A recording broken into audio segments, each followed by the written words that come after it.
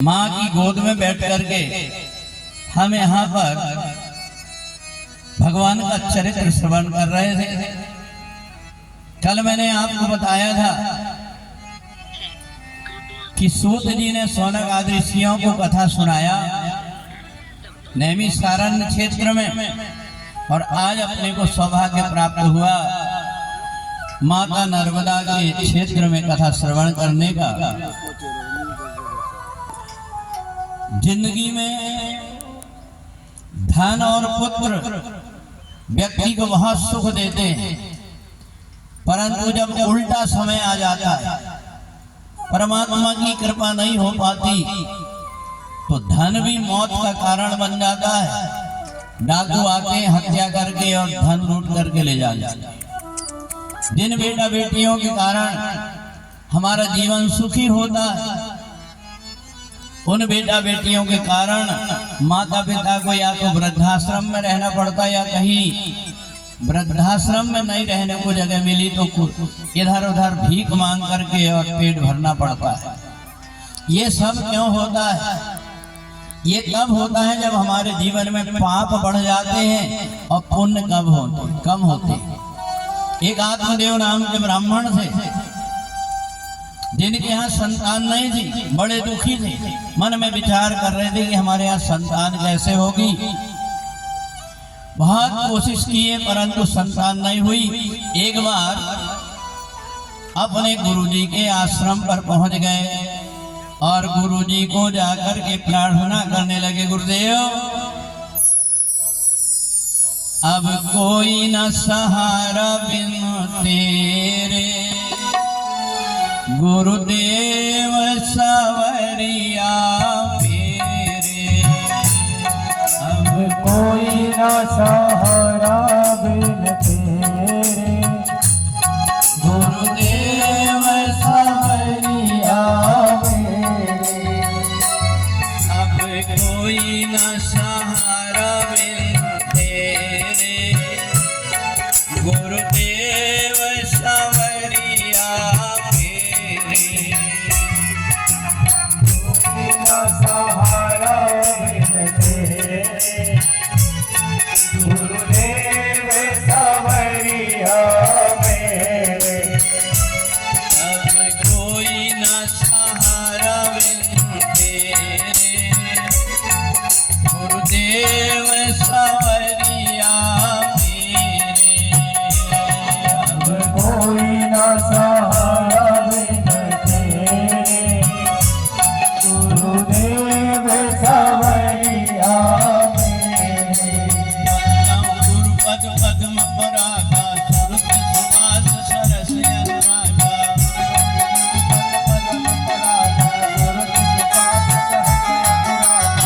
ये मोरी मैं चूरन तारो, मन बिल तारो।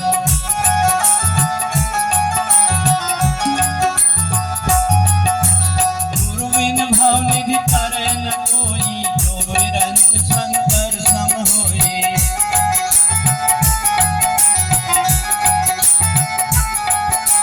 कोई न सहारा बिन तेरे, गुरुदेव सवरिया मेरे। अब कोई न सहारा बिन तेरे, गुरुदेव सवरिया मेरे। इधर आत्मदेव ब्राह्मण गुरु जी के चरणों में चरण पकड़ करके कहने लगे, गुरुदेव सब देवी देवताओं के पास में गया, पर आज तक मैं बड़ा दुखी हूँ क्योंकि मेरी एक भी संतान नहीं। गुरु जी ने आंख बंद करके देखा, कहा ब्राह्मण देवता, ये 7 जन्म तक के तुमको पुत्र का सुख नहीं, इसलिए तुम बेटा बेटियों का मोह छोड़ दो। 7 जन्म तक के तुम्हारे पुत्र नहीं। तुमने पहले जन्म में गऊ की हत्या किया, एक प्यासी गाय पानी पीने के लिए आई थी और तुमने जोर से उसको धक्का मारा, नीचे गिरा और उसके प्राण निकल गए। वो गाय के श्राप के कारण तुम्हें 7 जन्म तक की संतान का सुख नहीं। अच्छा देखो, बेटा बेटी तो कुत्ता बिल्ली के भी हो जाते, परंतु बेटा बेटी वो हो जिन बेटा बेटियों के द्वारा जीवन में सुख मिले।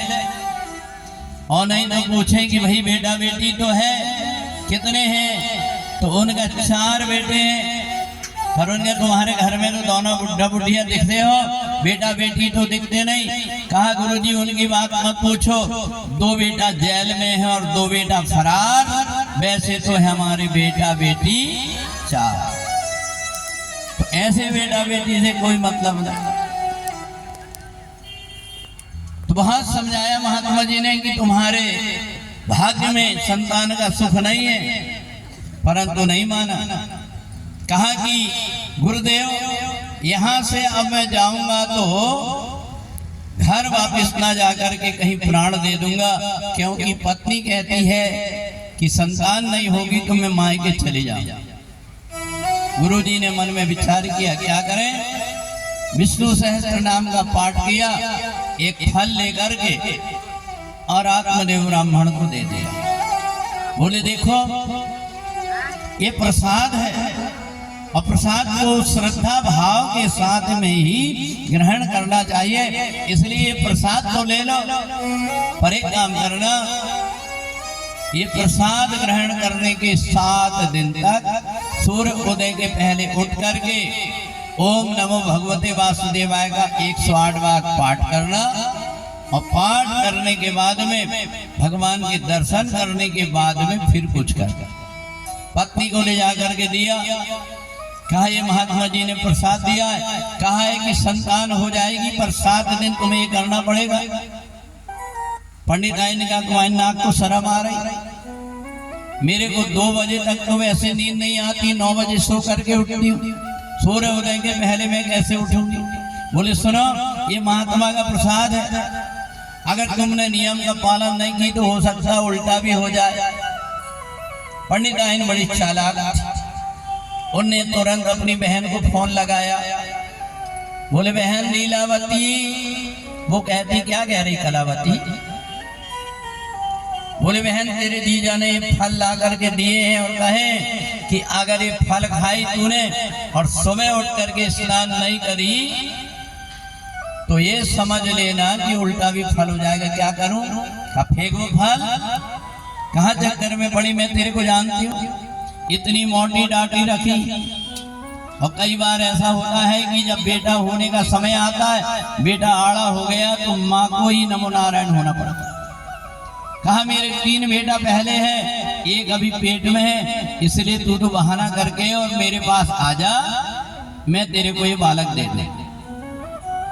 अब बहन ने उठाई वो फल और फल उठा करके फेंक दी गौशाला में, गाय ने वो फल को खा लिया। अब ये महात्मा का प्रसाद था, गाय के पेट में जैसे गया उसकी आंख से आंसू की धारा बहने, सोचा कि वाह, बड़े बड़े भक्तों को भी जो लाभ नहीं मिल पाता महात्मा के हाथ का प्रसाद मेरे को मिल गया। अब तो गाय ने घास खाना छोड़ दिया, आंख से आंसू बहते रहे। पास में एक शंकर जी का मंदिर था, वहां जाकर के बैठे, जो कुछ भी कोई प्रसाद दे दे खाती रहे, देखते रहे। थोड़े दिन के बाद में बहन के यहाँ जब ये चली गई, पंडित आए और वहां जाकर के और उसके बेटे को लेकर के आ गई। इनने अपने पति से पहले ही बहाना बना लिया था कि मैं गर्भवती हूँ, पर अभी मेरे से काम नहीं होता, इसलिए बहन के यहाँ रह रहे। और बहन का जब बेटा हुआ उसको लेकर के आई, और आकर के जैसे गांव में आई तो पंडित जी बड़े खुश, ढोल बाजा बजा करके और बढ़िया स्वागत किए कि देखो मेरे यहाँ पर संतान हो गई। सारे गांव के लोग आए, इतने में काम वाली बाई दौड़ करके आई। बोले पंडित जी देखो तो अपने गौशाला में एक बछड़ा हुआ है। पंडित जी जैसे दौड़ करके गए, जा करके देखा पूरा आदमी जैसा था वो बालक, पर उसके कान गाय जैसे। अब पंडित जी ने जो बालक आया था बहन का, उसका नाम रख दिया धुंधकारी, और जो गाय का बालक हुआ था उसका नाम रख दिया गोकर्ण। अब तो पंडित जी को बड़ी प्रसन्नता कि मेरे यहाँ एक संतान के लिए तरस रहा था, अब तो दो दो संतान हो गई। पंडित आयन सारा भेद अपने अंदर छिपा करके रखी, परंतु किसी को बताया नहीं। पर दोनों बालक जब बड़े हुए, एक बालक बड़े होकर के छोटे दूसरे आस पड़ोस के बालकों को पकड़ करके नाली में डुबाता, उनको कुएं में ले जाकर के फेंक देता, और जो दूसरा बालक था वो पिताजी के साथ में बैठ करके और गायत्री मंत्र करता, कभी भगवान का पाठ करता। अब तो हर समय एक ही काम, हर श्वास में हो सुमिरन तेरा, यूं बीत जाए भगवान जीवन मेरा। हर सांस में हो सुमिरन तेरा, यूं बीत जाए भगवान जीवन मेरा। हर श्वास में हो सुमिरन तेरा, यूं बीत जाए भगवान जीवन मेरा।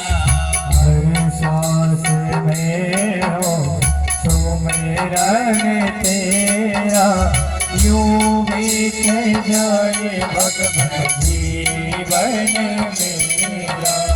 तेरी पूजा करते बीते शाम और सवेरा, तेरी पूजा करते बीते साँझ और सवेरा।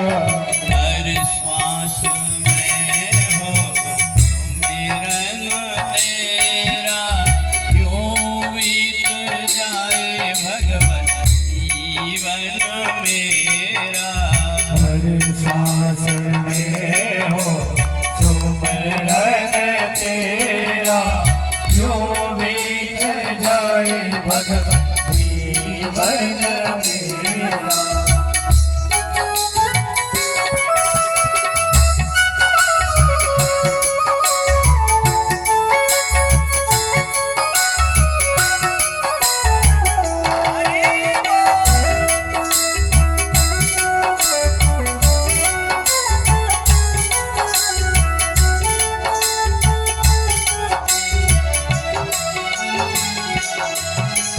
नैनों की खिड़की में तुमको बिठाऊं मैं, नैनों की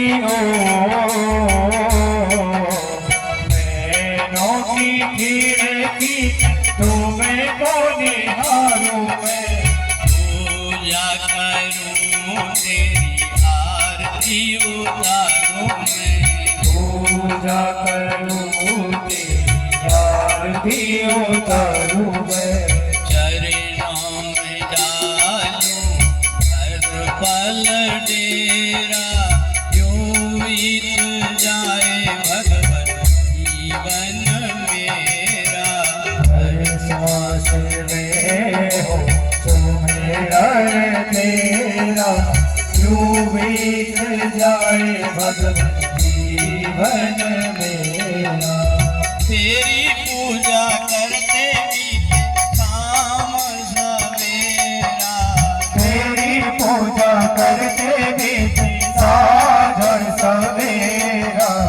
हर श्वास में हो सुमिरन तेरा, यूं बीत जाए भगवान जीवन मेरा। हर सांस में हो सुमिरन तेरा, यूं बीत जाए भगवान जीवन मेरा। आत्मदेव ब्राह्मण ने जैसे ही देखा कि मेरे बेटे की आंख से आंसुओं की धार बह रही है और नाच नाच करके भगवान का कीर्तन कर रहा है। बड़ा प्रसन्न हुआ, उसको गले से लगा लिया और जैसे ही घर में आकर के देखा तो एक बेटा शराब पी करके पड़ा हुआ है। आत्मदेव ब्राह्मण ने सोचा आज तक कि हमारे यहाँ पर मदिरा को किसी ने छुआ तक नहीं, और आज मैं क्या देख रहा हूँ, जिस घर में वेद मंत्र होता था वहां ये शराब पी करके पड़ा हुआ है। अब तो बड़ा दुखी हो। आत्मदेव ब्राह्मण को गुरुजी की बात याद आई। गुरुजी ने कहा था कि आत्मदेव तेरे को बेटा बेटी का सुख नहीं है, एक काम कर, भगवान को ही तू अपना नाता जोड़ ले। भगवान से अगर तू नाता जोड़ लेगा तो रोना नहीं पड़ेगा। और देखो परमात्मा के अतिरिक्त हम कहीं भी मन लगाएं, एक ना एक दिन बैठ करके रोना पड़ता है। इसलिए वो समझदार व्यक्ति है जो अपनी मोह माया को परमात्मा से जोड़ते देते। सबकी ममता ताग बटोरी और मम पद मनहु बांध बटोरी।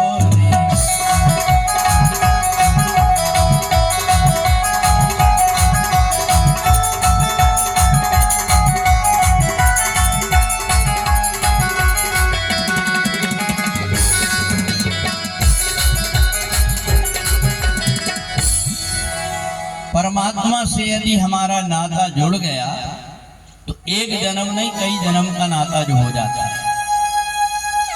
आत्मदेव ब्राह्मण ने उसी दिन से घर छोड़ दिया, एक मंदिर में जाकर के रहने लगे। थोड़े दिन में आत्मदेव ब्राह्मण का शरीर छूट गया। इधर बेटा ने माँ को पकड़ लिया, कहा माँ मेरे को पैसे दे। माँ अपनी जेवरों को बेच बेच करके बेटे को देते थे। जब माँ के पास कुछ नहीं बचा, डंडा लेकर के आया और कहा माँ मेरे को पैसे दे। उन्हें कही देख रे बेटा, मेरे मंगल सूत्र थे वो भी मैंने सब दे दिया तेरे को, अब मेरे पास में कुछ नहीं। उन्हें कहा कि नहीं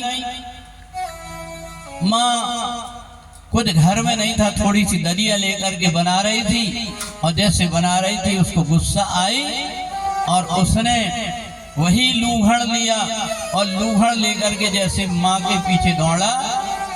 उन्हें सोची कि इस पापी के हाथ से मरने से अच्छा है मैं खुद कुएं में कूद करके मर जाऊं, और कुएं में कूद करके मर गई। इधर पिताजी भी चले गए, माँ भी चले गई। गोकर्ण ने देखा कि अब यहाँ रहना ठीक नहीं है। उन्होंने भी उठाया अपना सामान और तीर्थ यात्रा में वृंदावन चले गए और वहीं जाकर के भगवान की भक्ति करने। अब इसके पास में कुछ खाने को नहीं, ये रात्रि में चोरी करके लाए और वैश्याओं को दे दे। वैश्या बड़ी खुश की पैसा मिल रहा है। एक दिन देखा कि सब तरफ पुलिस वाले ढूंढ रहे हैं चोर को, और इसको अपन ने यहाँ पर अगर रखे तो हो सकता है अपन भी पकड़ा जाए। उन्हें रात में पकड़ करके और भट्टी में लेकर के डाल करके उसको और वही मर डाला। जैसे इसने किया था, मरने के बाद में यमदूत घसीटते हुए ले गए और ले जाकर के नरक में ले जाकर के डाला। ये चिल्लाने लगा, जोर जोर से तड़पने लगा। अब तो करनी करे फिर काम डरे, कर करनी पछताए, बोए पेड़ बमूर का तो आम कहां से पाए। बहुत दिनों तक नरक भोग करके जब ये प्रेत योनि मिली तो इधर उधर तड़पने लगा। जब तड़पने लगा तो गोकर्ण ने देखा कि अब मेरे पिताजी भी चले गए, माँ भी चली गई, मेरा भाई भी चले गया, तो जाऊं वृंदावन में जाकर के और बनारस में जाकर के, बद्रीनाथ में जाकर के, इलाहाबाद में जाकर के और गया में जाकर के सब श्राद्ध पिंड करके आ जाए। सब तीर्थों में घूम करके जब आए तो घर में आकर के देखे तो जोर जोर से किसी के रोने की आवाज आ जाती। गोकर्ण ने जैसे ही गायत्री मंत्र पढ़ करके पानी फेंका, उतने में प्रेत की आवाज आई, अरे भैया गोकर्ण में तेरा भाई हूँ, धुंधकारी, मैं प्रेत बन गया हूँ, मेरा उद्धार कर। गोकर्ण ने कहा मैं इलाहाबाद गया, बनारस गया, गया बद्रीनाथ गया, सब जगह मैंने पिंडदान किया, पर तेरा उद्धार क्यों नहीं हुआ? बोले इसलिए नहीं हुआ क्योंकि मैंने माता पिता को सताया है। माँ बाप से बढ़कर जग में दूजा नहीं कोई ठिकाना, जिसने तुम्हें जन्म दिया है उसका दिल कभी न दुखाना। से बढ़कर जग में दूजा नहीं कोई ठिकाना, जिसने हमें जन्म दिया है उसका दिल कभी न दुखाना। जिसने तुम्हें जन्म दिया है उसका दिल कभी न दुखाना। जिसने तुम्हें जन्म दिया है उसका दिल कभी न दुखाना। माँ बाप से बढ़कर जग में दूजा नहीं कोई ठिकाना, जिसने